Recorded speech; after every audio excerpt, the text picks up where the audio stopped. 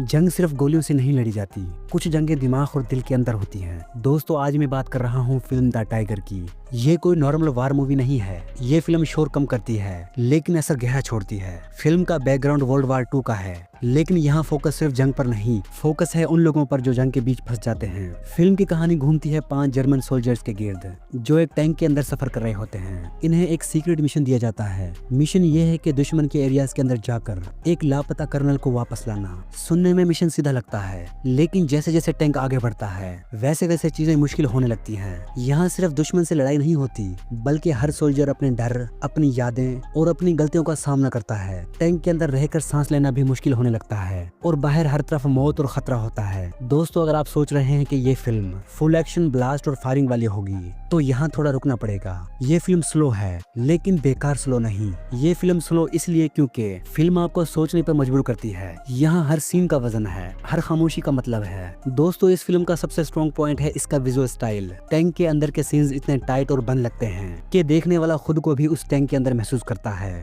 अंधेरा, मट्टी, पसीना और खामोशी सब कुछ रियल लगता है। कैमरा ज्यादा जंप नहीं करता, इसलिए टेंशन धीरे धीरे बिल्ड होती है। दोस्तों 5 सोल्जर्स की एक्टिंग काफी नेचुरल है। कोई ओवर एक्टिंग नहीं, कोई फिल्मी डायलॉग्स नहीं। सब लोग बिल्कुल ऐसे लगते हैं जैसे असल जंग में फंसे हुए हों।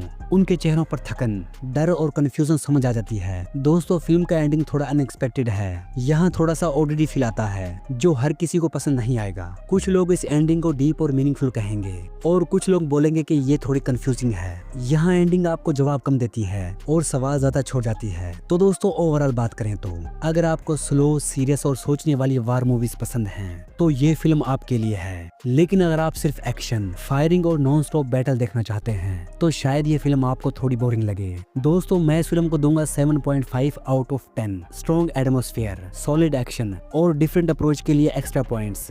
दोस्तों एंडिंग सबके लिए नहीं है, लेकिन फिर भी फिल्म अपना इम्पैक्ट छोड़ जाती है। ये फिल्म दिखाती है कि जंग जीतने से ज्यादा मुश्किल होता है जंग के बाद जिंदा रहना। तो दोस्तों मिलते हैं नेक्स्ट वीडियो में, तब तक के लिए अपना ख्याल रखें और हॉलीवुड के सफर में मूवी फ्लाइट के साथ जुड़े रहें।